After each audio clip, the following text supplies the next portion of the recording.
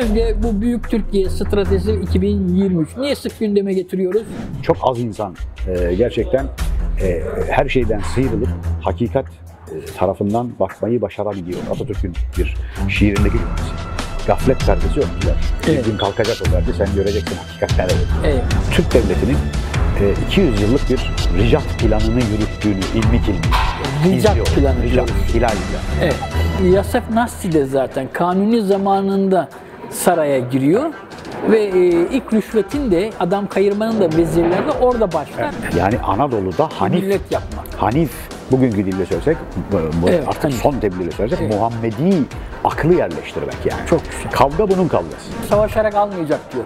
Siyasi ve stratejik ilişkilerle alacak diyor.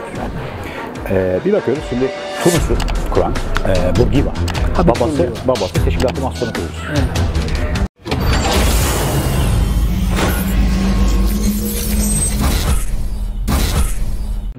Şimdi değerli dostlarım, değerli kardeşlerim, Toplum Aydınlatma Hazır Kıta Akademi değerli kardeşleri, ortak dostlarımızla birlikte çok pek muhterem ve son yıllarda çok güzel açıklamalarıyla, özellikle ben yıllardır hani anlatmaya çalışıyorum. Büyük Türkiye Stratejisi, Abdülvahit Erdoğan, İsrail'in şifresini yazmama vesile olan değerli zat, 2023 ve sonrası 100 yıllık bir psikolojik dönemden mi bahsediyoruz aslında? 2023 sadece psikolojik bir dönem mi? Yani aslında içi dolu değil de biz hani bir psikolojik harp mı yapıyoruz 100 yıl sonra falan? Bunları değerli araştırmacı, yazar, psikolog, üniversitelerimizde birbirine yakınmış. Ben Hacettepe, Allah bizi bugün de bir kahvaltıda ortak dostlarımızla bir araya getirdi. Tabii gelmişken dedik bir sohbet yapalım. Bu sohbetleri, yediklerimizi paylaşamadık ama sohbetimizi paylaşalım. Kazım Yurdakul hocamızla beraberiz. Şimdi hemen gireyim, bazı şeyler nazara gelmeden sohbete başlayalım. Evet. Değerli Kazım hocam, son yıllarda sizin de çok güzel ifade ettiğiniz gibi, yani öncelikle oradan başlayacağız, savaşa da geleceğiz, gündemi analiz edeceğiz ama stratejik konularla, hani sohbetten evvel de demiştim, belki ben bir şey sorarım fasulyeye ama siz fasulyenin yerinde yetiştiği yerden nohutla yetişiniz. Bütün baklagiller. Aynen öyle girebiliriz. Önce bu Büyük Türkiye Stratejisi 2023 niye sık gündeme getiriyoruz? Bunun bir içimiz dolu belli. Bunun hikmetiyle birlikte açıklamaya başlayalım inşallah. Çok dolu. Valla önce şeyi söyleyeyim. Aslında toplumu bilgilendirme ihtiyacıyla ilgili bir örnek vereceğim. Evet. O kadar bilgi kirliliği var ki ortada. Şimdi yayın başladı. Ben normalde konferanslarda, eğitimlerde, sahnedeyken de, otururken de çok sık ellerimi şöyle yaparım. Evet. Ben de yaptım ya, gayri ihtiyar çektim. Çünkü yanlış anlaşılıyor. Onlarca, yüzlerce insan bana geliyor. Hocam siz mason musunuz diye geliyor. Arkadaşlar sadece ellerimi böyle yapıyorum. Yani başka bir şey değilim. Evet. Çok müthiş bilgi kirliliği var. Ve biraz önce sizlerle konuştuk. Çok az insan gerçekten her şeyden sıyrılıp hakikat tarafından bakmayı başarabiliyor. Yani böyle uzun bir cümle oldu ama hakikaten dünyevi birçok unsur insanlar artık fark etmeden bile insanları esir almış durumda. Yani Müslümanım diyen insanların bile İslam anlayışı, iman, Allah'ı anlayışı, dünyayı, ahireti anlayışı noktasında hakikaten müthiş bir gaflet perdesi var. Yani bu çok sık kullanılır. Atatürk'ün bir şiirindeki cümlesi. Gaflet perdesi örttüler. Bir gün kalkacak o perde, sen göreceksin hakikat nerede diyor. Tam da öyle bir durum var. O noktada söylediklerimizi duyan önce çok şaşırıyor. İşte çok karşı cenahsa diyelim ki çok karşı duruyor. Ve işte belki dalga geçiyor kendine. Çünkü tuhaf bir şey söylüyoruz. Bugünün anlayışından baktığımızda ama bu hazırlığı temel giriş olarak yaptıktan sonra ben açıkçası bütün o konuştuklarımın içerisinde Türk devletinin 200 yıllık bir ricat planını yürüttüğünü ilmik ricat planı diyoruz. Hilal planı. Evet. Özellikle de beni tanıyanlar iyi bilirler. Türk devleti kavramını özellikle kullanıyorum. Tabii ki Türkiye Cumhuriyeti bizim devletimiz ve cumhuriyetimiz ve ilelebet de var olacak. Burada bir cumhuriyeti reddiyesi söz konusu, onun da parantezini söyleyelim. Bununla birlikte Türkiye, yani Cumhurbaşkanlığında çeşitli insanların da hep söyledikleri Türkiye'den ibaret değil. Dolayısıyla Türkiye Cumhuriyeti'nden ibaret değil Türk devleti. Türk devleti çok kadim ve büyük ve vatanı bütün yeryüzü satı olan bir devlet aslında. Evet. Bunu ortaya koymak lazım. Oradan hareketle de Şimdi ilk planda bugün bizlerin de işte gençliğini yaşadığı yıllara baktığımızda bir nevi yere yapışmış gibi görünen, her şey bitmiş gibi görünen bir devlet için ya 200 yıllık bir plan yapmış da onu yürütüyor dediğimizde belki şaşırtıcı gelebilir. Ama o 150 yılın, 200 yılın perdesini kaldırdığımızda, ondan önceki binlerce yılı model olarak aldığımızda bunun çok net bir gerçek olduğunu tabii 200 yılın içindeki akış ve oradaki belgeler, bilgilerle de çok rahat söyleyebiliriz diye düşünüyorum. Eyvallah. O noktada işte yazılı belge, kayıt, devletin kayıtları vesaire, bir de tabii sözlü anlatı, bunlar da çok önemli. Tekrar eden veya işte şimdi burada tarih biliminden biraz tarih ilmine geçmek gerekliliği, yani böyle ara ara ekliyorum. Çünkü tarih bilimi sadece belgeye dayanıyor. Reddetmiyoruz onu. Bu bir arşiv, belgeye bakmak, belgeyi incelemek, belgeleri karşılaştırmak, evet. Ama tarih ilmi bunun daha ötesinde bir şey çünkü ve olmalı. Çünkü tarihi maalesef kazanan yazıyor. Kazanan belge yok ediyor, belge var ediyor, belge tahrif ediyor. O zaman sadece belgenin üzerinden tarih okunmaz. Evet. Bununla da hareketli. O zaman çok taraflı, işte akıl yürütmeler, modellemeler, bunlarla incelediğimizde ben gerçekten 200 yıllık bir hilal planının, bir ricat planının ilmik ilmik dokunduğunu izliyorum. Evet. Niye 200 yıl diyorum? Aslında şöyle biraz perspektifi genişletip şöyle geriden gelelim birkaç cümle.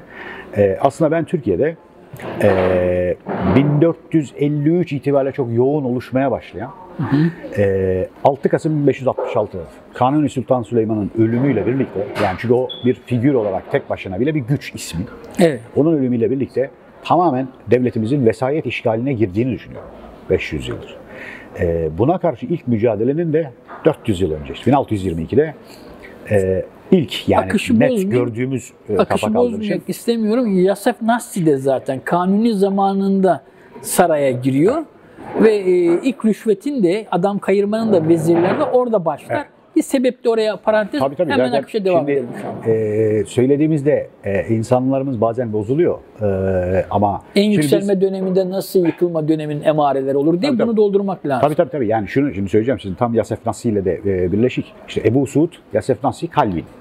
Muhteşem üçlü yani. Bunlar arkadaşlar yani. Bunlar mektuplaşıyor. Birisi faizi şey yapan, birisi Türkmen katli vacip diyen yani. Evet. Kanuni'nin fetvalarıyla beni gömün dediği adam, değil mi? Yani ama işte memleketine gittiğimizde oradakiler diyor ki hocam burada bu konuyu açmayalım falan. Ya şimdi şundan bir vazgeçeceğiz hepimiz. Yani benim teröristim, benim hainim, benim yanlışım yanlış değil demeye devam edersek dövüşmeye devam ederiz. Aynen. Bundan vazgeçeceğiz. Çünkü işte bu FETÖ denen adam da yani bundan 30 yıl önce birileri için gayet muhterem bir adamdı yani. Aynen. Öyle görüyorlardı. Tabii. Eğer Allah korusun biz 15 Temmuz'u kaybedeydik 50 yıl sonra 100 yıl sonra da muhterem bir yan alacak. Tabii. Bunu hep aklımızda tutalım. O yüzden hiç kimse, işte ben tabiren yani hiçbiri benim amcamın oğlu değil. Evet. Hiçbiri bana bir düşman uzaklığında da değil. Biz analiz ediyoruz, bakıyoruz. O yüzden çok önemli dediğiniz nokta ki ben de o ismi de katarak şöyle bir 8-10 isim sayıyorum. Kanuni vefat ettiğinde devlet onun. Yani Kanuni'nin eşi bile ilk defa biliyorsunuz yönetime haseki, yönetici olarak giren kadın ve Yahudi olan bir kadın. Bravo. İşte maliyenin başında Ester diye bir Yahudi hanımefendi var. İkinci Selim'in eşi Ester'in kızı. İşte o donanmanın başında İtalyan Yahudisi var bir tane. Yani böyle bir şey. Ve sürece bakıyoruz. Bir 3 padişahımızı Türkiye'de tarihte pek kimse ismini bile hatırlamaz. Evet. Çok geçmez isimler yani. Çok belki Bincelis'e girdelesek çok değerli yanları vardır. Ama devlete çok müdahil olamamışlardır. Onun için geçmez. Ne zaman? 1622 işte Genç Osman'ın ilk kafayı kaldırışı. Çok genç yaş belki. Belki yani bugünden baktığımızda o rahmetliye tabii ayıp etmek de istemem böyle herhangi bir şeyi yanlış söylerim ama gençliğinin belki verdiği o hızlı hareket etmesi ve bir takım şeyleri belki saklamaması, gizlememesi dolayısıyla katledilişi. 1622 arkasından işte 3. Selim ilk defa bir aynı şekilde 80 sene arayla böyle devam ediyor.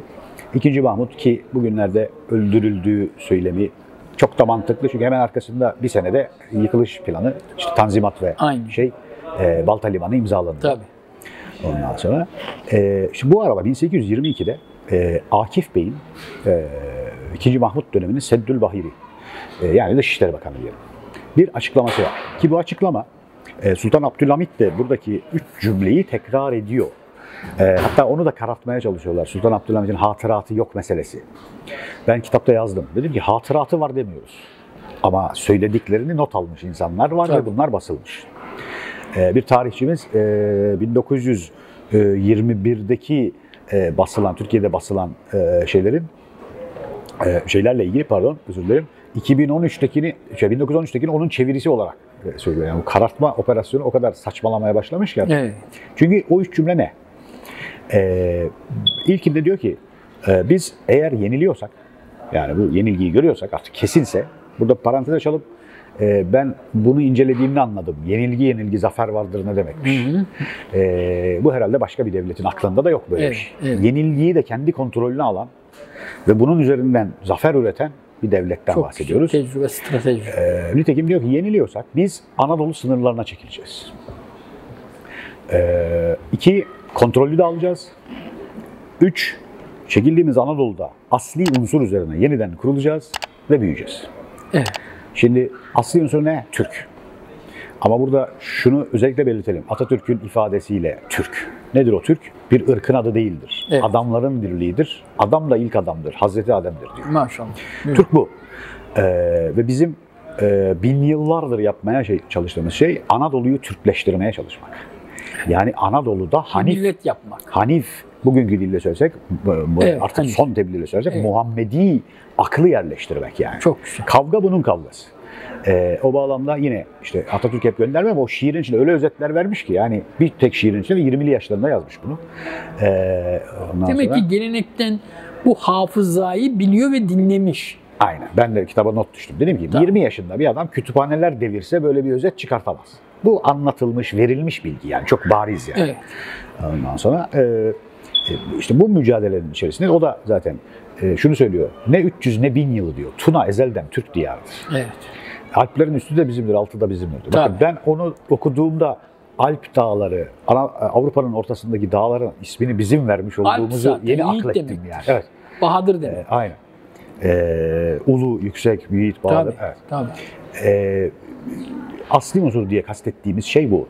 O yüzden yani bizi kimse böyle şovenlikle falan şey yapmasın. Yani biz ırktan bahsetmiyoruz. Böyle bir şey söz konusu değil. Zaten yakın zamanda herkes görecek ki işte araştırmalar Hanif nedir? Hanif soy kimdir? Tabii. Hazreti Efendimiz nasıl bir soydur aslında Tabii. kimdir? Hazreti Ali kimdir? Tabii, Bunları tabii. herkes çok daha net gördüğü zaman Türk'ün ne demek olduğunu o zaman, Çok. kavganın da ne olduğunu o zaman daha net Aynen. anlayacak. O bağlamda asli unsur burada önemli 3. madde. Şimdi bakıyorum, izliyorum oradan itibaren. 1822'den sonra 100 yıl orada verilen sınırlar bizim Birinci Dünya Savaşı'nda çekildiğimiz sınırlar. Bakın biz Almanya'yla girdiğimiz için kaybetmiş sayıldık. Biz Birinci Dünya Savaşı'nda hiçbir cephede kaybetmedik. Evet. Hatta birileri diyor ki işte Filistin'den bilerek çekildik. Ama bakıyorum orayı da okuyorum. Hakikaten çekilme bilerek yine o söylemle uyumlu. Yani çekildiğimiz sınır aşağıda 35. paralel. Bakın bugün üzerinde çok durmamız gereken Akdeniz'de Kıbrıs'ı içine alıp, adaları içine alıp Ege'de Batı Trakya'dan dönen o 4 yeni biz Anadolu olarak görüyoruz. Nitekim oraya çekiliyoruz ama ateşkesten sonra gasp edilen topraklarımızdan dolayı bugünkü sınırlardayız. Ki inşallah burada bir not düşelim. Ben bu yılın içerisinde gerçek sınırlarımızla kucaklaşacağımızı düşünüyorum. Bu kadar yakın. Evet öyle düşünüyorum. İnşallah. Öyle düşünüyorum.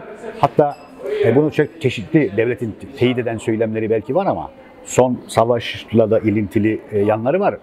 Bağlayabiliriz onları. Evet, Zaten şeyde diyor ki Stratfor'un kurucusu şahıs Gelecek Yüzyıl Türkiye pek çok savaş yeri diyor savaşarak almayacak diyor.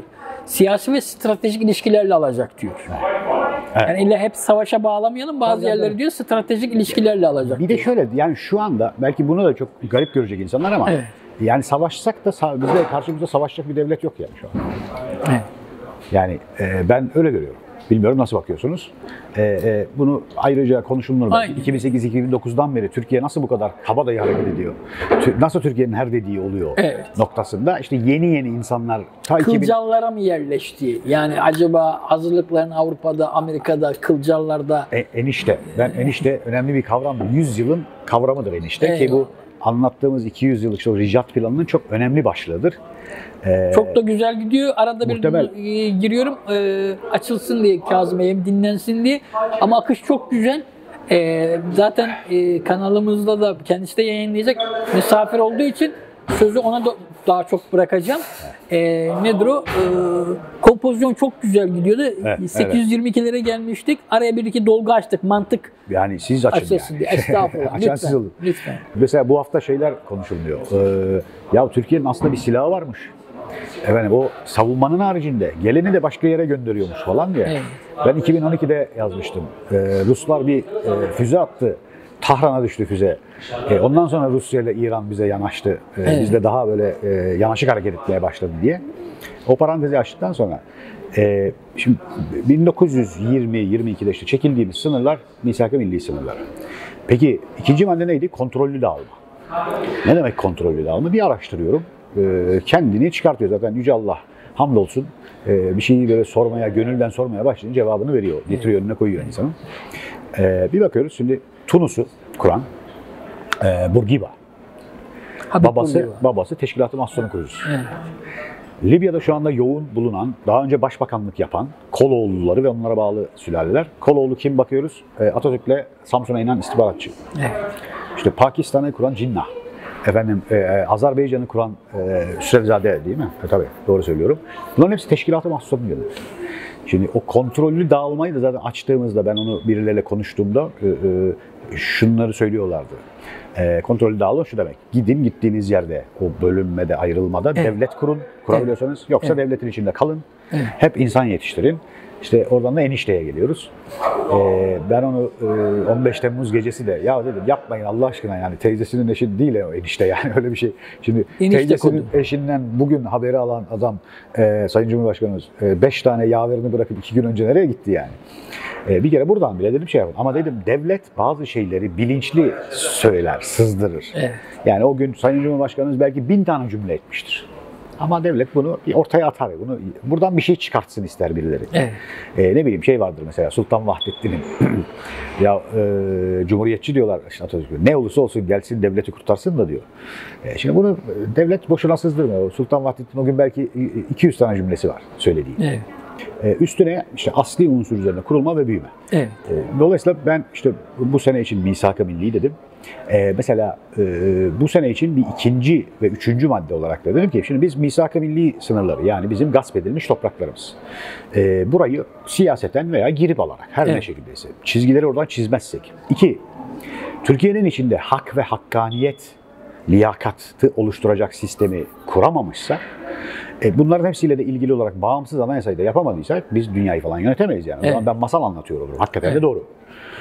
Yani bunu da şerhinde düşüyorum. Yani özelleştirmemizi kendimiz yapmamız lazım. One world, one value derken tek dünya, tek değer başlarken işgal süreci söyledim bir şey de bir hafta sonra Rus Maliye Bakanı tweet attı bu cümleyi.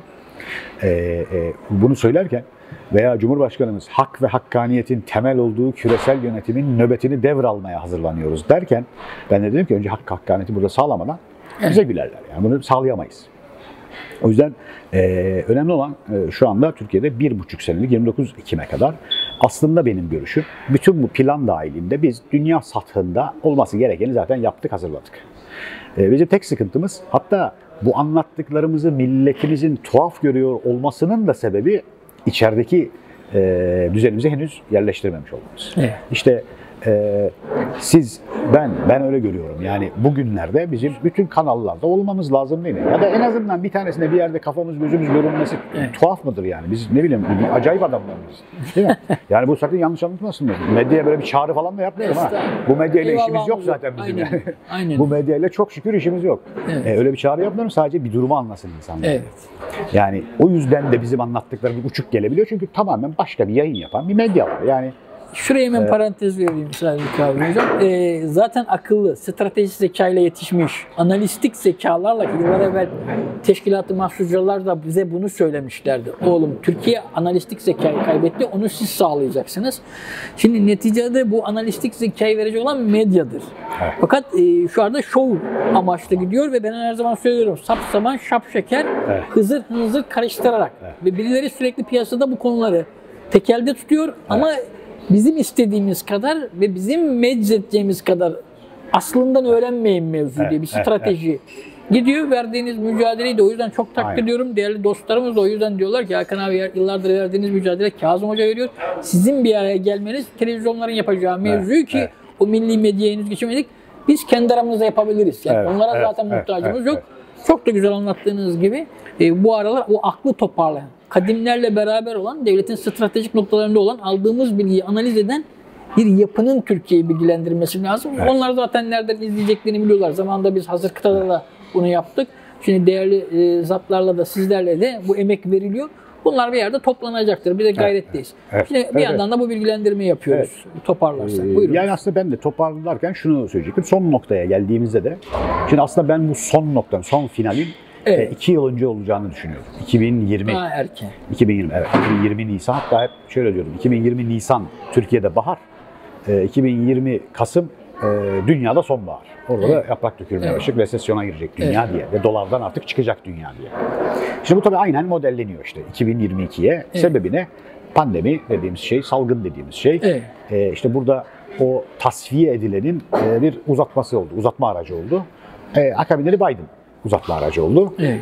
Ama şimdi ileride insanlar bunu anlayacaklar. Yani ben şöyle bir ifade kullandım. Şimdi Biden'la salgınla uzadı. Türk devleti 2021 Mart'ta dünyaya süre verdi. 6 ay. Eylül'e geldiğinde bir 45 gün daha verdi. Sonra dedi ki ben inisiyatif alıyorum, ben liderim, ben öne çıkıyorum, ben yolu yürüyorum, gelen gelsin peşimden. Çünkü işte biliyorsunuz 11-12 Kasım diyelim ona. 11-11-2021 diyorum ben. Özellikle orada 11'leri tercih ediyorum. Türk Devletler Teşkilatı açıklanıyor resmi olarak. 8. toplantısında açıklanıyor resmi. Üzerine işte hemen ertesi gün diyelim, ertesi iş günü faiz ve işte üretim ekonomisine geçiş kararı aslında. Türk Devleti açısından ve çok baskın biçimde yani. Hiçbir banka bile gık diyemedi. Çünkü niye? Bu bir devlet kararı. Özellikle de Cumhurbaşkanı'nın oradaki bir cümlesi ilginç. Geriye yönelik de değerlendirilebilir. MGK'da konuşulmadan olur mu? Diyor. Yani burada aslında başka bir mesaj daha veriyor. Yani evet bu devlet kararı ama benim yaptığım her şey devlet kararı.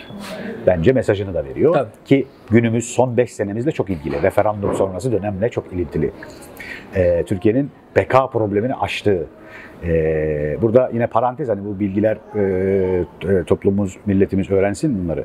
Biz 15 Temmuz'a kadar bizim beka sorunumuz yoktu.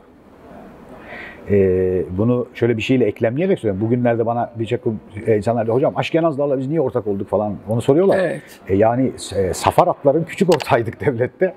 Şimdi büyük dünya devletinde Aşkenazlar bizim küçük ortağımız oldu diye adlandıralım. Çünkü 15 Temmuz'a kadar devlet onların olduğu için derinde zaten istediklerini yapabildikleri için bir beka problemi yoktu yani devleti. Kendi devletlerini niye bitirsinler? Ama 15 Temmuz o masayı yıktığımız zamandı bizim. O Safar atların ağırlıklı olduğu derin masayı yıktığımız zamandı. O yüzden oradan itibaren bir beka sorunu başladı. Peki bu beka sorunu için en kullanışlı araç neresi olabilir? Elinde gücü bulunduran iktidar partisi olur. Devlet referandumla iktidar partisini bypassladı. Bakın ben bunu bir iki yerde çok böyle kısa, basit söyledim ama artık açık söylüyorum. Çünkü basında da bazı şeyler açığa çıkmaya başladı. Derece. O referandumla bypass edildi ve o referandum sonucuna göre seçilen başkan balkona yalnız başına çıktı ilk defa. Bu önemliydi. Ve bugünlerde de basına sızan bir takım haberler var ki işte tamamen ayrıştığı yönünde zaten bunu söylüyorduk. Hatta şunu da ekleyelim, mesela o referandumun hemen ardından Çin'de 200 tane İpek Yolu Anlaşması imzalandı. Yani referandumla erk külliyeye tek ele toplanamamış olsaydı Çin'le biz o anlaşmayı henüz imzalayamayacaktık. Yani İngiltere'nin Brexit yapması meselesi gibi yani. İngiltere Brexit yapmasaydı biz İngiltere'yle birlikte yürüyemeyecektik bazı yollar. Aynı şekilde hatta oradan bir anekdot vereyim. Referandumdan hemen 3-4 gün önce Çin'de bir gazeteci sözde orada rastlıyor Doğu Perinçek Beyefendi'ye. Ondan sonra tesadüf bu Çin koca 1 milyar 200 milyonun içinde denk geliyorlar. Diyor ki efendim burada ne yapıyorsunuz? Diyor ki biz İstiklal Savaşı'ndayız. Ben şu anda burada tahkimat yapıyorum. Ondan sonra ve devam ediyor soruyor. Referandumda diyor ne düşünüyorsunuz? Bizim oyumuz hayır ama diyor biz Cumhurbaşkanı'nın aynı taraftayız. Şimdi bunu o gün günlerce tartıştı medya. Tabii bizim baktığımız yönden bakamadıkça o cümleyi çözme şansları yok yani. Yıllarca da tartışabilirler.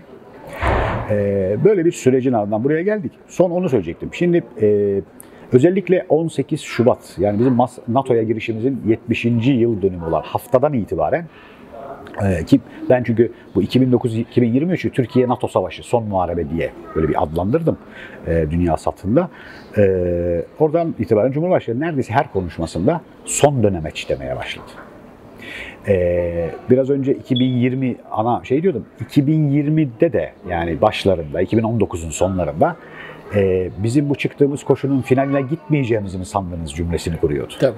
Olmaya mı ölmeye mi gireceğiz diyordu. Ya olacağız ya öleceğiz. Babamın oğlu olsa tanımayacağım falan falan. Ve aynı zamanda yine bazı dini kişiliklerin o dönemlerde ettiği sözler, cümleler. Bakın 2 yıl bir durdu. Aynı ben de. Herkes bana soruyor. Ben dedim ben 2 yıl önce tahlilimi yaptım arkadaşlar. Bu arada yapacak başka bir tahlil yok yani. Gibi 2 yıl durdu. 2 yıl sonra aynı süreç yeniden işte Türkiye'nin o hareketi, Türk Birliği, Türk Devletler Teşkilatı, Türk Devleti aslında ki siz de biliyorsunuz ki Türkiye'deki anayasa buna müsait hale geldiği an oradaki sınırlar birleşip Türk Devleti olacak. Her şeyiyle hazır. Merkez Bankası ordusuyla her şeyiyle hazır. Ve oradaki şey ifade çok önemli. Supreme Order of Turkic World diyor. İşte yıllardır ki tezimizin önemli parçasıyla birlikte İsrail Devlet Başkanı da aslında geldi. Bu uçağıyla, üstüyle, eli sıkış biçimiyle ondan sonra söylediği cümleyle çok önemli. Yani bir Aşkenaz, bir İsrailli. Hani Safaratların Allahsız Siyonist para devleti derler. Ve anne soyundan kendilerini tarif eden adamların Tanrı'ya inanan İbrahimileriz cümlesini kurması dünya tarihine geçecek bir şeydir orası. Yani. O bir anekdot.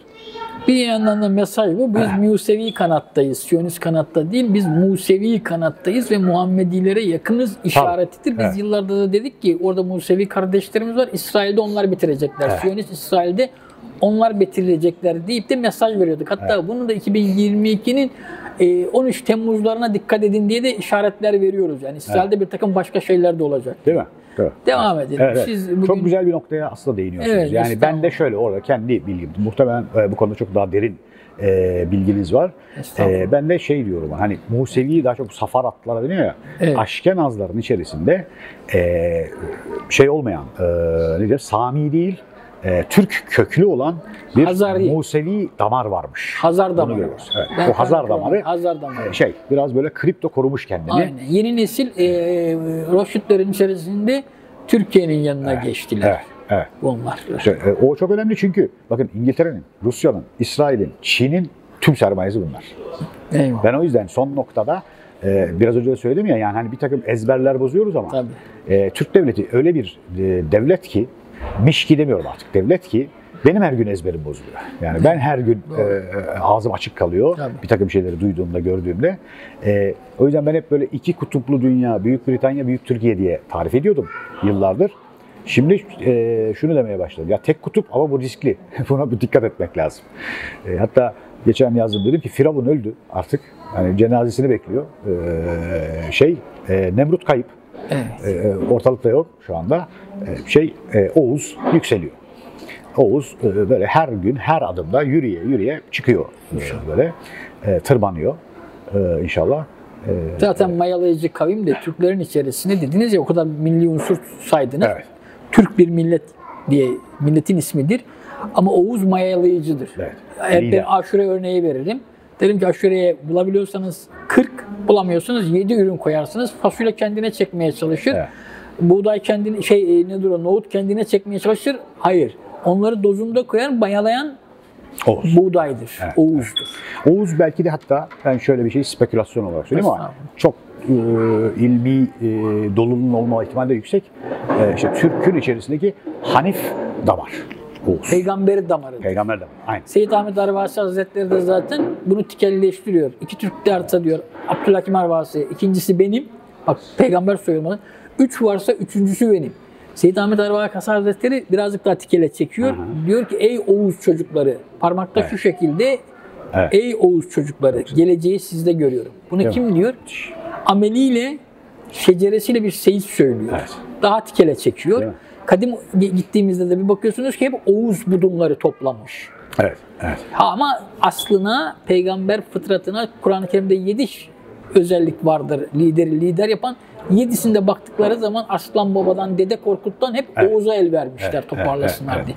Lütfen buyurun. Bu arada bir es verdik değerli kardeşlerim. Oğuz ve Kantura ve Hazreti İbrahim ve 3. eşi Kantura annemizden bahsettik. Oradan devam edebiliriz kardeşim. Kantura annemiz aslında şöyle, biz Müslümanlar tabii yine karartılan İslam tarihi veya İslam'la ilgili karartılanların da arkasına gidebilmeyi başarabilsek, göreceğiz ki Peygamber Efendimiz de hep Kantura oğulları diye bahsediyor Türklerden.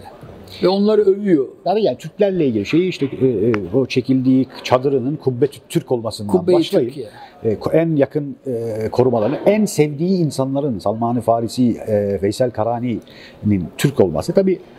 Hazreti Ali Efendimizin Türklerle ilgili özel ahir zamanda hizmetleriyle ilgili, Hazreti Hüseyin'imiz Efendimiz katledildiğinde Altaylardan gelen Kıyat Borçlugunların onu alıp getirmek istemesi, Zeynel Abidin'in bölgeye getirmesi, Horasan erenlerinin, Seyit kökenli Türkler olmaları. Ebu Talib'in Horasan işaret konuşurken bile tüylerim diken diken oluyor. Şu lafları söyledim ya, böyle bir kan yürüdü. Geldiler. Ebu Talib'in Horasan işaret edip akrabalarını çağırırım. Allahu Ekber. Diyişi. Evs Hazreç kabilelerinin ilk biat eden kabilelerin Peygamber Efendimiz'e yolun yolumuzdur diyorlar. O da dönüyor, kanınız kanımdır diyor. Eyvallah. Eyvallah. Şimdi onlar tabii örtüldü. Yani o Zeynel Abidin Efendimiz meselesi bile, değil mi? Tabii. Yani arada bir sanki 20 sene boşluk var. Bugünkü sözde tarihe baktığımızda işte oradan alınmış, Yezid'in önüne götürülmüş efendim, sonra da Medine'ye yerleştirilmiş. Yani 3 aylık bebek katledilmişken o nasıl alınmıştı oraya yerleştirilmiş diye sorar adam bir. İkincisi, aradaki 20 sene var. İşte sözde bir Seyit'in 43 yaşında bir tane çocuğu oluyor. Yani oraya kadar çocuğu olmuyor. Medine'de falan. Ama karşılaştırmalı okumaya başladığımızda işte o yüzden dedim, hani sözlü tarih bu açıdan önemli. Birilerinden duyuyoruz, anlatıyorlar.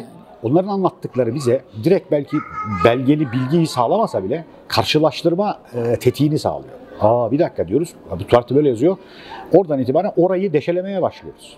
Çünkü neresini deşeleyelim? Yani her şey o kadar kapkaranlık örtülmüş ki her yılı, her bir olguyu, her bir olayı ayrı ayrı deşeleme şansımız yok. Ama bu sözlüden bize ulaşanlar bir yerlere girmemiz gerektiğini gösteriyor en azından. O açıdan önemli oluyor. Şeyi de o arada tamamlamış olalım. Bu sene işte son dönemeç demeye başladı, final demeye başladı. Bu hafta şu cümleyi kurdu ki bence benim biraz maalesef, yani ben hep o dedim ya, Türkiye'de içerideki meselemiz bitmeli ki artık yürüyelim. Orada önce karışacak sonra barışacak demiştim. Böyle bir ifade kullandım. Ta 2013 yılında kullanmıştım. Cumhurbaşkanı da şöyle bir şeyin altını çizerek bugün diyor ki 2023'e giderken bu arada birliğimizi koruyarak atlatırsak, bakın atlatırsak, burası çok önemli. Birliğimizi ve beraberliğimizi koruyarak atlatırsak oradan sonra bizi kimse tutamaz. Ki benzer bir tabiri bende, yani bir takım şeyler o 2009'dan beri olanlar, işte bu şer olaylar olacak. Biz buradan hep hayırla çıkacağız. Ama özellikle 2023-29 Ekim'e vardığımızda biz temizliğimizi yapmış. Ondan sonra sınırlarımızı doğal, gerçek haline çevirmiş, kendi bağımsız anayasasını yapmış olursak oradan sonra bizi zaten kimsenin tutabilme şansı yok. Yani bütün bunlar yokken, düşünsene de şimdi içeride esir ve milleti bilgi anlamında sağa sola savrulmuş bir devlet ayağa kalkıyor yani. Bu karşısındaki 7 düvele karşı. Dolayısıyla bu devletin ayağa kalkmış halinin neler yapacağını herkes düşünsün yani. Ki bu noktada mesela yine söylemlerimizin teyidi bu. Bu haftalar çok gelmeye başladı için bunları söylüyorum. Hep diyordum ki ben Türk devletinin dünyayı yönetmesi demek, dünyayı sömürmesi demek değil tabii ki. Nedir? Adalet dağıtması, terazi kurması demek. Türk devleti bunu yapar. Yönetmekle anladığı şey budur çünkü. Nizamullah, Kızıl Elma, İlahi Kelimatullah zaten açmaya gerek yok. Kastımız bu zaten. Yani bunu öncesini yapmışız, sonrasını da yaparız inşallah. Aynen. Şimdi birleştirelim bunları, yani Türkler, işte o Hazar Türkleri vesaire, finansın sahibi olanlar ve siyasetin, devletin sahibi olan. Hatta ben bunu dedim ki, şeyler der ki 3 Türk bırakın devlet kurar, 3 Yahudi bırakın şirket kurar. Herkes dedim ki kendi işini yapacak şimdi. Çok sonra bunları birleştirdiğimiz noktada bakın, aynen sizin söylediğiniz gibi 1000 yıl önce Türk devleti İslam, Ehl-i Beyt, ilim ve akılla bütünleştirdiği o müktesebatla Anadolu'ya, yani dünyanın kızıl elması aslında bence Anadolu. Tabii. Dünyanın merkezi, Anadolu'yu yöneten, hatta İstanbul'u yöneten, hatta Ayasofya'yı yöneten, bakın sıfır noktasını yöneten dünyayı yönetir. Evet. Oradan hareketle Türk Devleti Nizam-ı Alem diye girdi Anadolu'ya. Dünya düzeni. Dünya. Fakat işte 1453 sonrası 1789'a kadar diyelim o işin organize edilişi. 1789'dan itibaren de o organize edilen ne diyelim şeytanilerin dünya hakimiyetini de onlar orada kurdukları devletin parasının üzerine yazdılar. Novo Ordo Seclorum. Yeni dünya düzeni dediler. Bizim dünya düzenine onlar yeni dünya düzeni. Çünkü yeni kıtadan uygulayacaklardı. Şimdi Türk Devleti işte o 12 Kasım diyelim hadi. Ben 11 Kasım demeyi tercih ediyorum ama 11 Kasım 2021'de resmi açıkladığı Türk Devletler Teşkilatı'nı açıklarken çok önemli tabii. Bizim temsilcimiz 11 numaralı koltuğa oturdu. Bilmem dikkat ettiniz mi? Mesajlar. Çok çok önemli. Ve bir madalyon gösterildi. Supreme Order of Turkic World yazıyordu. Türk dünyasının yüce düzeni. Hakikaten çok benim için bile çok şaşırtıcı oldu bu. Bunu ortaya koydu. Yani bunları bekleyen birileri olarak bizleri bile ete kemiğe bürünmek ayrı bir heyecanlandırdı. Ben geçen bir benzetme yaptım, bırakacağım size. Ruhani devletle cesedi devlet, beden devleti buluştuğunda yüce devlet olacak. Biz ruhani kısmındayız dedim. Yıllardır ruhu ayakta tutuyoruz. Cesede geçtiği zaman çok heyecanlanıyoruz. Yani ete kemiğe büründüm, Yunus diye göründüm. İnşallah. Sizler de onları analiz ediyorsunuz. Buyurunuz. O bağlamda bu haftada ne oldu? Hollanda Başbakanı. Şimdi Hollanda önemli. Nedir Hollanda? İngiltere Kraliçesi'nin kuzenleri işte bunlar. Ne diyor Cumhurbaşkanımıza? Arabuluculuk da çok yakışıyor diyor. Şimdi başbakanlar, devlet başkanları böyle bir takım cümleler yine demin de söyledik. Hani toplumumuz normal insan ilişkileri gibi izliyor. Dolayısıyla ne tatlı adam, bak ne güzel bir söz söyledi gibi bakıyor ama o cümle dünyaya aslında tarihe yazılıyor yani. Bir anlamı var. İşte söylediğimiz şeyin teyidi. Biz ne demiştik? Teraziyi Ankara tutacak. O da onu söylüyor. Arabuluculuk ne kadar yakışıyor diyor. Yani biz buraya kadar geldik işte bu hafta, önceki hafta birileri gelmeye başladı. Bundan sonra da gelmeye devam edilecek. Yani arabuluculuk noktası burası diyor. Tabii. Bunu ilan ediyor bence. Yani bunu kraliçe kendi ilan edemezdi. Kraliçenin kuzeni. Şimdi tabii dünyadaki odaklar, güçler onu toplum gözüyle Hollanda Başbakanı gibi görmüyorlar yani. Kraliçenin kuzeni. Kuzen kolunun adamı diye bakıyorlar. O bağlamda da o da teyit ediliyor. Teşrifatçı deriz ya. Önce bir teşrifatçı gelir. Ondan sonra aslı bunu teşrifatçıya bunu ilan ettiriyorlar. Evet. Mesela yine ilginç Biden'ın açıklaması değil mi? Yani ki bir evvelki hafta yani Biden aslında kök olarak Katolik ve şeyden geliyor. Yani şu anda masadan kaldırılan dediğimiz taraftan geliyor. Yani NATO'cu, Pentagoncu kanat. Ama ben şu duyumları alıyordum. İşte kraliçe vesaire bu tarafın Biden'ı biraz böyle bir devşirdiği ama bunun arka planında Aşkenazların devşirmesi durumu da olabilir ki Biden çok yani bir Amerikan başkanı açısından bakıldığında çok acayip aslında yani. Dünyanın böyle bir ayağa kalkmış olması lazımdı o gün. Ne oluyor diye. Amerikan başkanı diyor ki artık görüyoruz işte tek bir yönetime, tek bir hükümdarlığa hepimizin biat etmesi gerekliliği ortada. Buradaki tek ki özellikle kullanıyor bir kere One World. İşte ben mesela bu bilgileri söylerken elimde olmayan ve bir ay önce elime gelen bir takım fotoğraflar oldu. Şimdi Economist'in kapağı, mesela Londra Olimpiyatları hatırlıyorum ben. O gün ya bu dolarlar niye yanıyor, paralar niye yanıyor, ne anlatıyorlar bunlar? Tabii bitiyor. 2012 yani. Düşün çok yakın 10 sene önce bile tam anlamamıştım onu. Ama yanıyor, üstünde şey var, anka kuşu var. Anka kuşu uçuyor. Anka dijitalizmi de simgeler. Yani sanal bir şey simgeliyor. Anka sanaldır, ruhtur aslında. Evet. Türkü de yani tabii. Şeyde mesela Ekonomist'in kapağı. Bizim ambelimizde zaten ankadır işte. Tabii. Şapkamızda gezdirdiğimiz falan. Selçuklu herkes şey der hani Selçuklu kartalı. Tabii. Masonlar kullanır bunu. 33. Cüher Rahmaniyet aldıkları için. Yani 7 kuşağı almışlar. LGBT kullanıyor. Yani şimdi onlara mı bırakacağız bunları? Bu kaç bin yıldır Türk. Zümrütü Anka'dır bu. Hatta tasavvufta da simgesi vardır. Tayyi mekana geçen veli simgeler bu. Az evvel bir şey söyledim. Ruh devleti, ceset devleti. Devletin ceset kısmını devletin manevi kanadını temsil eder. Derin girilen çağla ilgili Oğuz, Zülkarneyn çağı, iki boynuz çağı. Boynuzu bile kullanışlar aslında şeytan da boynuzu kullanışları bu karalama için aslında. Aynen öyle. Tekelini alıyor işte. Ondan Bildiği. sonra, ve burada tabii başka bir şey. Ben çok yıllar önce bunu düşünürdüm. O gün o zaman tuhaf gelirdi. Yani Almanya'da, Amerika'da da simgenin kullanılması. Yani o gün böyle çocuk ya derdim ki ya bunları biz mi yaptık, kurduk acaba? Şimdi son günlerde çok ilginç bununla ilgili. Hafızada bizler varız ama. Varız ve daha ötesi de konuşulmuyor. Tabii. Yani mesela geçen birisi dedi ki ya dedi dünyada dedi Mossad'a operasyon yapabilen bir tek biziz. Niye böyle acaba? Hiç sordun mu dedi kendi kendime. Dedim ki sen söyleyince sordum ve anladım dedim. Ne demek istediğini. Evet. Gibi ya kadar gidiyor yani. Evet. İşte Rusya'nın içinde işte bugün Putin'in durumu mesela demin konuşuyorduk. Ben hatırlıyorum 2013-2018 arası neredeyse her yıl bir kere Putin'in Türktür, Müslümandır falan diye bir takım şeyler Ya da çıktı. eşi üzerinden Türk dünya, Eşi ikinci eşi üzerinden üzerinden söylendi. bağlantıları Değil mi? veya 2012'de bana Rusya'yı çözecek adam budur. Evet. Türk dünyasının tersten gidip, zıttan gidip önünü açacak gibi Evet. istihbarat raporları Evet. vardır. Hava Evet. kuvvetlerinden, Evet. elektronik Evet. istihbarattan gelenler de Evet. bilgimiz vardır. Ama hani her bilgiyi Evet. zaman zaman analiz ediyoruz. Aynen öyle. Buyurun. Biz de öyle. Mesela Allah'ın ben de dediği hayırlısı. bu söylenceler varken yani söylence ama bir dakika bir bakalım oraya ne oluyor. Tabii. O söylencelerin aynı zirve noktası şu bence. 2016 olabilir yanlış hatırlamıyorsam. Lavrov'a yöneltiyorlar bunu. Ya böyle bir söylenti var ne diyorsunuz diye. Şimdi ya bırakın yok öyle bir şey demiyor. Yorum yok diyor Lavrov. Evet. Şimdi bu bile soru işareti.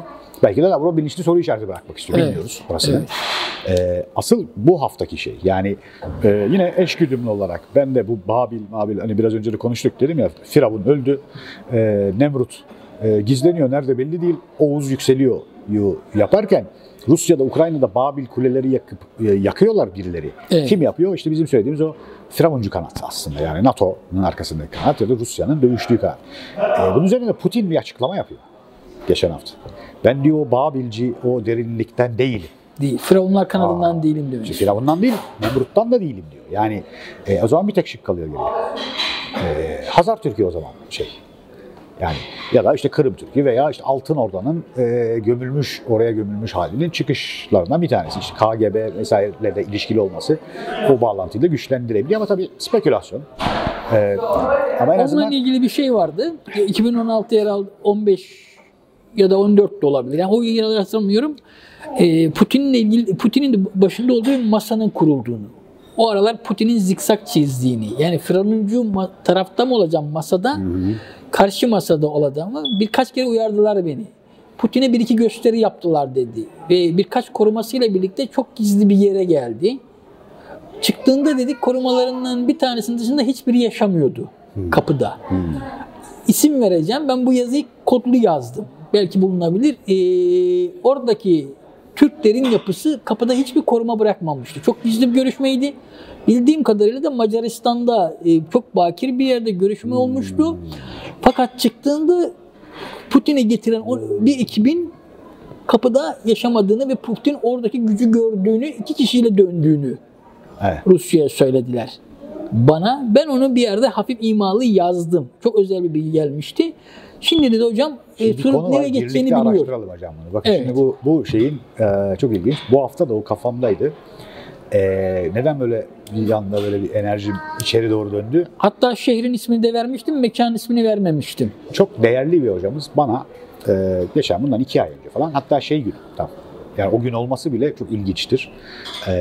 Ben 3-4 yıl önce bu Hazar Türkleri, işte Türkler birleşimi, İbrahimiler toplanır falan yazı yazmıştım. Ocak ayıydı. Hocamızın yanında böyle uğradı bana. Hani normal sohbet ederiz ayrılırım. O gün sana bir şey vereceğim, sana bir şey vereceğim diyordu. Ayrılırken 2 şey verdi bana. Bir tane derginin kapağında bir isim bunlarla ilgili çalış dedi. Şimdi o size önereceğim. Onunla ilgili çalışırız. Şimdi açık etmiyorum ama çalışırız üzerine. İnşallah. Şimdi böyle bir anda tak jetonlar düşmeye başladı. Yani görüşme Macaristan'da oldu. bulmaya çalışayım. Deyince, o yazıda ben bayağı bir şey vermiştim. Çok ama önemli birileri beni aramıştı. Evet. Sıra dışı o günlerde 2 yazı yazdırdılar bana. Tamam. Bir çölde bir operasyon. Bir de Putin'e bir gösteri. Ne kadar güçlü olduğumuzla ilgili. Evet. Yanlış yerde durma şeklinde. Evet. Putin ki özel yetiştirilmiş biri belki hayatının şokunu, yani çünkü özel istihbaratı çocuklar böyle bir olay, böyle bir güç gösterisi görmemiş. Tamam.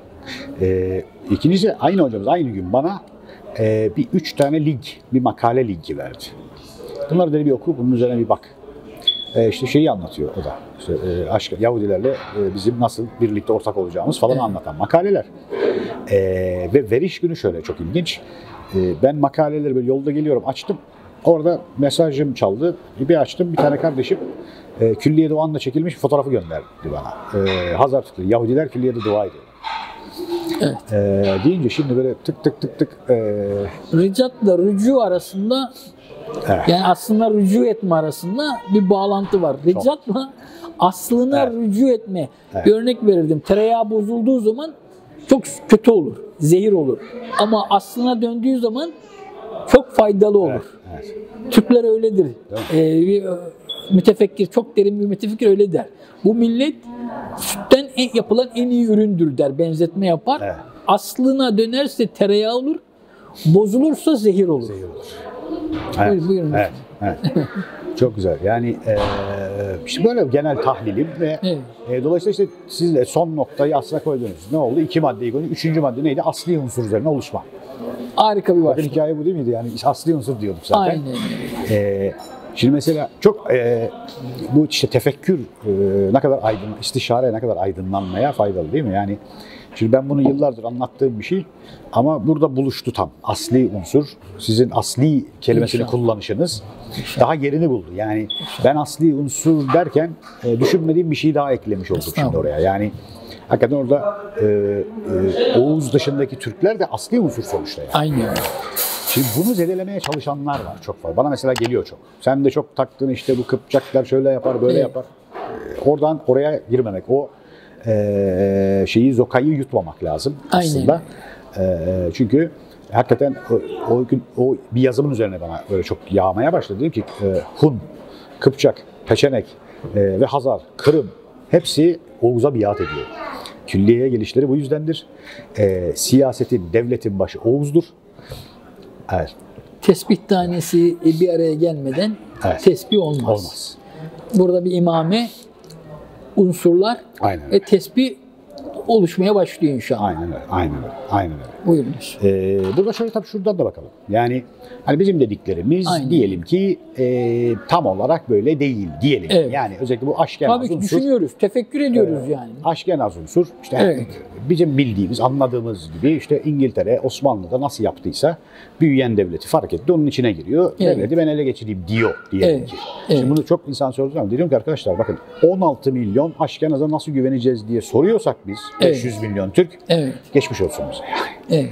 Biz bu soruyu bir kenara bırakalım. Aynen. Biz ne yapacağız? Aynen. Biz Dümende diyoruz, kim olacak? Selçuklu'dan, Osmanlı'dan daha güçlü bir Türk devleti geliyor diye bir iddiamız varsa bizim, Evet. o zaman Selçuklu ve Osmanlı'da yaptığımız hataları yapmayacağız. Hataları göreceğiz. Birilerimiz Selçuklucu, birilerimiz Osmanlıcı, birilerimiz Türkiye Cumhuriyetçi olmayacağız. Evet. Kafayı çalıştıracağız. Hepsi hepimizin soyu. Yani sanki biri bir yerden gelmiş gibi. Aynen öyle. Yanılmayacağız. Tabii. Efendim ondan sonra bir tarafta bakarsın yani bunu çok görüyoruz. İki tarafta. Birisi efendim Fatih İstanbul aldı da aslında falan bir şey yapmaya çalışıyor. Öbür taraf işte Atatürk Çanakkale'de vardı da falan. Ya öyle olmaz yani. Böyle iki çifte pazar standartla hiçbir yere gidemeyiz. Hepsi hepimizin cetti. Aynen. Bütün yanlışlar hepimizin, bütün doğrular hepimizin. Hatta Allah ben bunu razı olsun. en böyle biraz çarpıcı olsun diye şuradan açıkladım. Dedim ki genç Osmanlı bu ülke, bu toprakların içerisinde birileri katlettiyse bunun sebebi biziz. Hepimiz. Evet. O katle birileri engel olamadıysa onun da sebebi biziz. Aynen. Aynı şekilde Adnan Menderes'i rahmetli birileri bu ülkede gözümüzün önünde astıysa bunun sebebi hepimiziz. Evet. Asanlar da biziz, asmasını engelleyemeyenler de biziz. Yani bu toplam bir şeydir. Şunu hep topluma vurgulamaya mesela özellikle bu külliyede gücün toplanması noktasında gündeme gelen şey. Evet. Yani bunu en abartılı işte mutlak hakimiyet dediğimiz ilkel zamandaki bir mutlak hakimiyet değildir ki. Yani bugün padişah bile hatta bugün işte kraliçeninki farklıdır mesela. O ilkel zamandaki mutlak hakimiyettir. Çünkü toprak, para, mara her şey onundur. Ama bizimkinde padişahın bile 14 tane padişah kim indirdi yani? Mutlak bir hakimiyet olsa padişah indirilmez. Aynen öyle. Aslında padişah veya bugün külliye, tabii cumhuriyetle çok benzeştiriyor ama çok benzeştir aslında. Aşağıdan gelen sistemin, bir takım güç odaklarının aslında buluşma ve denge noktasıdır. Evet. Yani o güç odakları istemezse ne padişah bir şey yapabilir. Bugün Türkiye'de o güç odakları bir şey istemezse Cumhurbaşkanı tek başına bir şey yapamaz. Tabii ki. Orası bir temsil noktası ama çok önemli, gücün tek kanalda toplanma noktasıdır. Orası Evet. çok önemli. Yani bizi o Cumhuriyet'in bizi kandırdıkları tarafı diyor. Cumhuriyet çok önemlidir. Halkın aşağıdan yukarıya sistemi oluşturması çok önemlidir. Ama orada çoklu parti, çoklu sistemle bizi kandırdılar işte. Evet. Bizi bölüp parçaladılar. Evet, istenen de oydu zaten. Demokrasiyle demonk, yani şeytanın yönetimi haline getirmesi. Tabii, Demokrasiden demon. Aynen. Rusya. Yani demokrasi aslında İslam'ın özlerindendir ama adam demokrasiyi öyle bir hale getirdi Evet. ki öndeki demokrasi bizim Müslüman demokrasiden nefret etmeye başladı. Aynen. Demokrasi kötü bir şey zannetmeye başladı. İşte dediğim gibi demon Rusya'ya. aynen. Demon şeytan demekti, getirmeye çalıştı. Aynen. Şimdi topluyoruz. Lütfen hocam, siz biraz- Estağfurullah üstadım. O Siz zaman biraz- şöyle yapalım. Değerli dostlarım, bugün çok sağ olsun değerli kardeşimiz, onurlu bir Onur kardeşimizin de öncülüğünde bugün bir araya geldik değerli Kazım hocamızla birlikte. Çok değerli analizleri var. Büyük Türkiye stratejisiyle ilgili öngörü, önsezi ve ümidi var her şeyden önemlisi. Bir bilim adamı, kendisi hem psikolog, yıllarca eğitim dünyasında olmuş, eserler vermiş 2001'den bu yana. Yani aynası iştir, kişinin lafa bakılmaz, görünür kişinin rütbeyi aklı eserinde. Ben hep biliyorsunuz bu cümleyi çok kullanırım, Allah'a şükürler olsun. Büyük Türkiye stratejisini düşünürken veriler koyduk, tarihten biraz analizler koyduk, değerli hocamızı dinledik. Bizim yıllardır Hazır Kıta Akademi'de ve dışarıda analizlerimiz var. Bunları dinlemek, bunları izlemekle birlikte bir külliyat oluşacağına eminim. Bir kere izlemekle değil. 10 yıl evvel ne diyorsunuz hocam anlamıyoruz diyenler bugün biz bu hareket içinde ne yapabiliriz? İşte söylediğiniz vizyonlar, misyonlar gerçekleşmeye başladı. Rahmetli Aytunç abinin zamanında bize söylediği altın dalın, ona dediğimde ki hocam öyle bir aydınlanmaya girdik ki Şişli'de bir kaldırım taşı kalksa ucunun Tel Aviv'e gittiği kadarı görüyoruz deyince oradaki bir kardeşime demiş ki eyvah bu oldu artık onlarla uğraşacaklar demişti Hakan'ım. Yani biz de dedik ki artık bir kaldırım taşı kaldırdığında ucunun nereye kadar gittiğini görebiliriz. Kainata nizamların Allah Teala'dır. Gayretliyi sever, gayretlileri sever. Verileri koyuyoruz. Siz de düşünüyorsunuz, üzerinizde analizlerinizi yapıyorsunuz. Bu arada değerli dostlarımız, değerli hocalarımız yılların birikimiyle verileri koydular. Üzerine düşünelim. Programları bitirirken de o zamanlar şunu söylüyorduk. Bugün bir özel oldu, doğaçlama bir sohbet oldu Allah'a şükür olsun. Paylaşalım dedik. Düşünen insanlar çağına hoş geldiniz diyordum. Dikkat ederseniz ben bunu 2007'den bu yana programlardan sonra söylüyordum. Düşünen insanlar çağına hoş geldiniz. Zaman farklı olacak. Ve hep bitirdiğim bir şey var. Ben ümit ediyorum veda ve vefa kuşağı olacağız diye. Son yıllarda bakıyorum Cumhurbaşkanımız, Diyanet falan hep vefa ismini kullanıyorlar. Altın nesil demiyorum dedim. Bizim hani hep kafamız paraya çalışmasın. Biz maneviyatınla, işin ve kültürünle de çalışalım. O isim daha yakışıyor ve veda ve vefa çağı olacağız. Gene Cenab-ı Allah inşallah Allah'ın yeryüzünde ordusu Türklerdir diyerek ki bunlar sık ırkçılığa çekerek demiyorum ben bunu. Bir millet kaynaşmasının ismi ortak ismi olduğu için söylüyorum. Bunu bütün mütefekkirler başka milletlerden hepsi ifade ediyorlar. Yeryüzünde nizama uygun yaşamışlarsa Allah'ın ordusu Türklerden. Eğer bir veda kuşağı olacaksa, bunun öngörüsü 60-70 yıl süreceksek inşallah Allah gene içimizdeki Türk, Kürt, Laz, Çeçen, Pomak, Ukrayna ile Rus olsun hiç fark etmez. İnsanlık adı altında ahir zamanın en erdemli insanları olarak oluşturulmamız lazım. Bize yakışan da o. Oluşturanlardan Allah razı olsun. Tesbih taneleri gibi hep kötüde birleşilmez. Bir de hayırda birleşelim. Bakalım dünyaya ne güzel bir veda edeceğiz diye ümit ediyorum. Evet Kazım Hocam, son noktayı koymak ister misiniz? Bitirelim. Yok güzel, siz koydunuz işte. Sizin üstünüze olmaz. Dua estağfurullah üstadım. Dualarınızda her zaman söylüyoruz. Müşterek en az dualar. Allah'a emanet ediyorum. Selam, sevgi, bütün en güzel hüsnü niyetlerle Allah'a emanet ediyorum kardeşlerimizi. Görüşmek temennisiyle.